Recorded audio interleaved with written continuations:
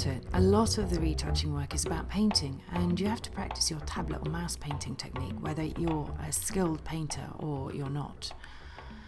If you're not usually in the habit of painting and drawing, this will take a lot of practice. But even if you have some experience of drawing or painting on paper, doing it in Photoshop is different. The best way of getting a picture of how the brushes work is to make a blank new document.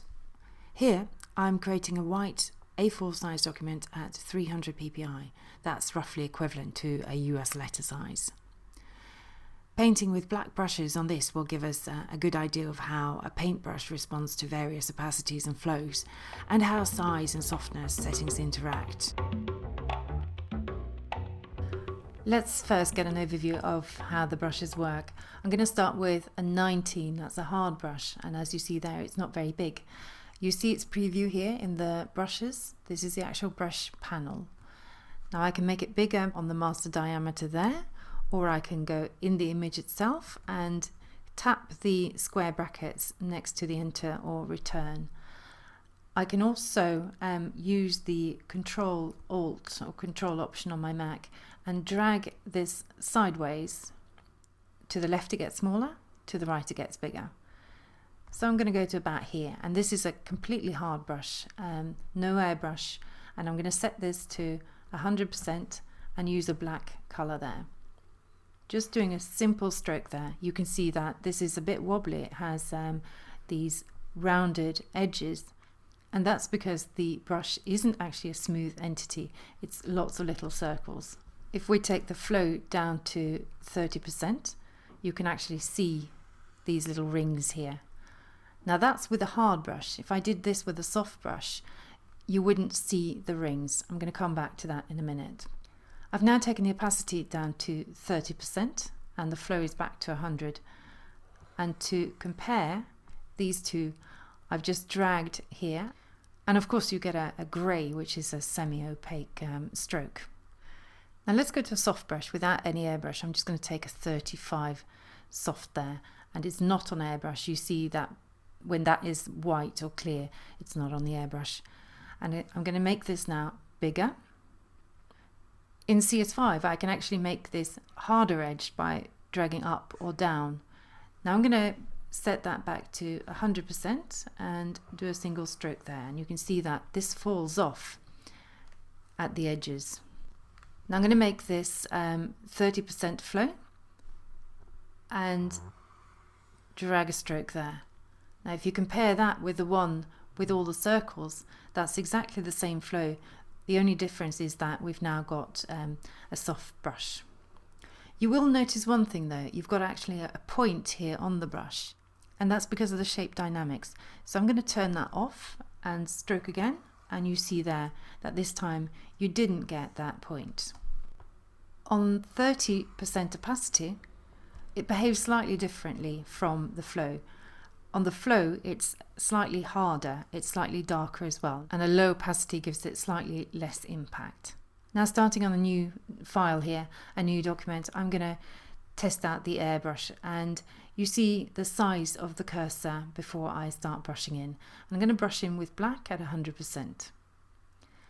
And this is one stroke, or rather it's not a stroke, I'm just holding it down, and you see how it's bleeding outside the size of the brush, and the longer I hold it, the more it expanded. Turning the airbrush off, I'm going to do the same thing, and now you see no expansion. Of course, if I make another stroke here, you see a little bit of expansion there. But there's a big difference between the airbrush on and off, and when you work with the airbrush, you've got to be aware of your speed with the brush. Another thing to be aware of is the size. I'm going to just turn my airbrush back on again and making that smaller. You can see here that this, although it's the same brush, essentially it's the same brush, I haven't picked a new brush, it's much harder edged, and I'm going to go smaller and even smaller. And now you see effectively what you've got is quite a hard brush here.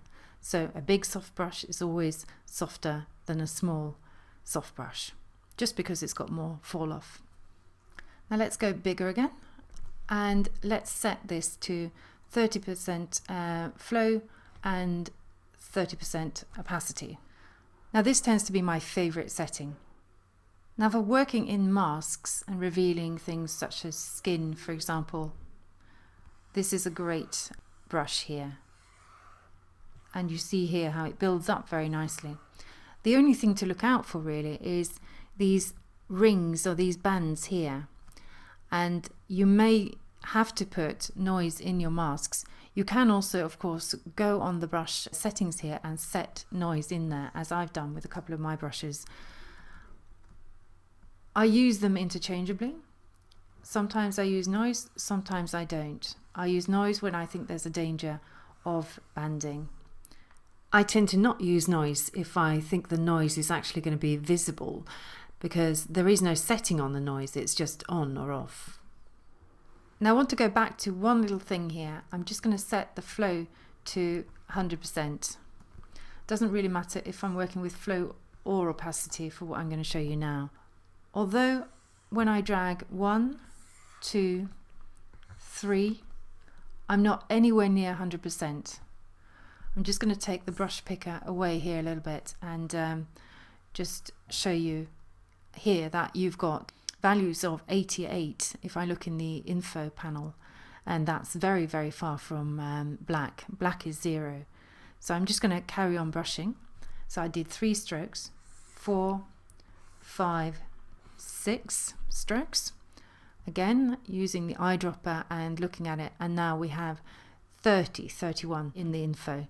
So at 6 strokes, you still haven't actually built it up to 100%. So just be a little bit aware that if you really want 100% opaque, you may not get it, even if you do the maths right. You may have to check with the info panel and make sure you get that absolutely right. Going back to our brushes here, one last thing. The other dynamics has an opacity jitter and a flow jitter. I'm coming back to this in CS5 because in CS5 you have something called transfer instead of other dynamics. Pretty much the same thing, but a bit busier. It's got a few more things in it. But just to note that if you're working with a tablet, you can then set the opacity jitter and the flow to a pen pressure and you get a different kind of stroke. You can also set how much jitter. Jitter is basically irregularity. How much irregularity. Now you don't want a lot of it because you can get these bits of fluff here, and really what you want most of the time is quite regular brushes that you can actually predict. Predictable brushes are much better, believe me, when you're retouching than ones that do their own thing. Now that we've covered the real basics, let's get into some tablet work and the brush dynamics. I've skipped over to CS5 where I've made a nice set of preset paintbrushes, which you can also use. I doubt there's a single professional retoucher out there who retouches with a mouse. The paint work we do is by nature very fluid and also pressure sensitive, so you can't get fluid movements with a mouse. Because although you can drag with a mouse, it's designed as a clicking instrument which only operates with an on and off action.